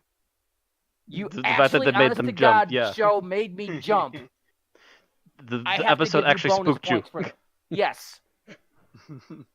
So with that, we come out to an average of 4.6. All right. I liked it. It was a good episode. Yes. And Bill is just- all the wrong. one more thing. This episode made me realize that I wouldn't find one giant spider as creepy as I would 1,000 little spiders.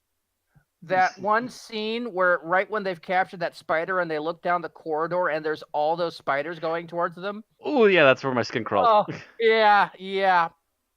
Oh, God. Oh, hell. Oh, God. That, Nope.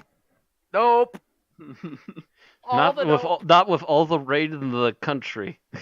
Okay. So despite Bill trying to spoil our awesome party, Arachnids in the UK comes in at number 23. Woo! Out of a possible 267.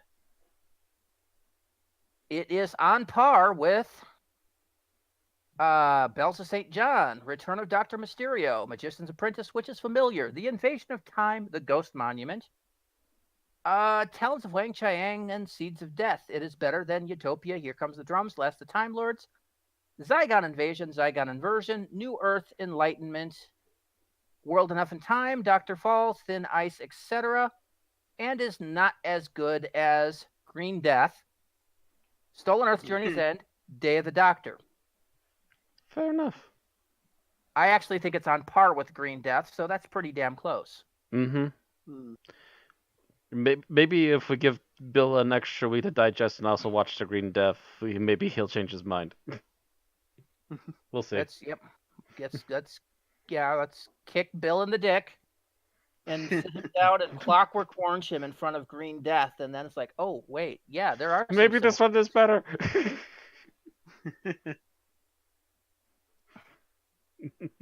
All right, so there we go. Number 23 out of 267. That is all we have to say about arachnids in the UK. Matt? Alrighty. So, if you're interested in catching up with us, if you want to see our our videos after the streams are done, and you don't want to just watch them on Twitch, you can catch us on YouTube at Unearthly Podcast. If you want to catch up with what we're doing and when we're about to get started, you can also catch us on Twitch at Unearthly Podcast, and on Twitter, or you can actually watch the streams on Twitch at Unearthly Podcast. You can catch us and our updates on Twitter at Unearthly Pod, on Facebook on Unearthly Podcast. And if you enjoy our show enough to throw us a buck, you can also come over to our Patreon at An Unearthly Podcast. All right, so next week with Creepy Halloween over, we go to the future for more creepy in a hospital. No, it's not New Earth. It's the Serenga Conundrum, written by Chris Chibnall and starring Jodie Whittaker as the Doctor, Tosin Cole as Ryan Sinclair, Mandeep Gill as Yasmin Khan, and Bradley Walsh as Graham O'Brien. We shall see you next week. And no spiders, please. Creepy hotels, creepy hospitals. Next we'll have a creepy church. Actually, I think we go to India after this, so. Well, we'll see what happens there. Have a good night. Good night, y'all.